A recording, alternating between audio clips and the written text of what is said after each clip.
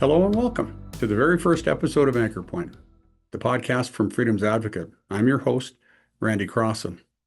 This podcast is something new, something we know needs to happen so the issues we're all facing don't get missed. At Anchor Point, we talk honestly about what it means to live in freedom and how we stay grounded when the world around us starts to drift. We're not here to make noise. We're here to dig in, to stay anchored in truth and principle, and to stand for the freedoms that shape who we are as Canadians. For those of you just discovering Freedom's Advocate, welcome.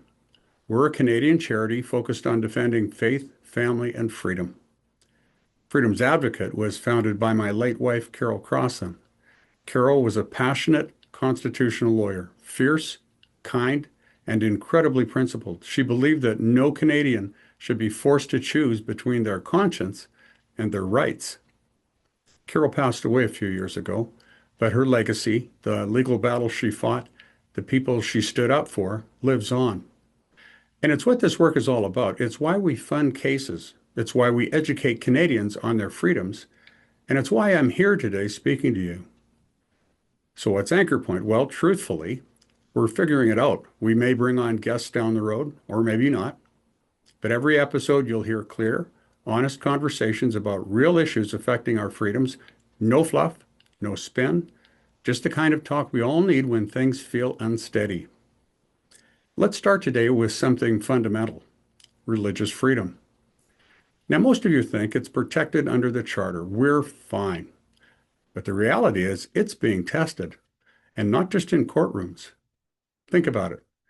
Churches locked up during COVID. Religious schools being told what they can or can't teach.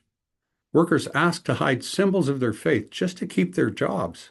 And more urgently, any religious charity that has its purpose, the advancement of religion, is being targeted to have its charitable status taken away from them. This isn't theory, it's real, and it's happening right now. We're seeing a shift, a push towards the idea that faith should be private, out of sight, off the radar. And once you start sidelining people's beliefs, you're chipping away at a foundation much bigger than religion. You're talking about freedom of thought, of conscience, freedom to be who you are. The courts have historically upheld this right, but now governments are pushing back, claiming neutrality when they're really enforcing a different kind of belief system, one that leaves no room for faith at all. So here's what we believe at Freedom's Advocate. A free society doesn't silence people of faith. It makes space for them.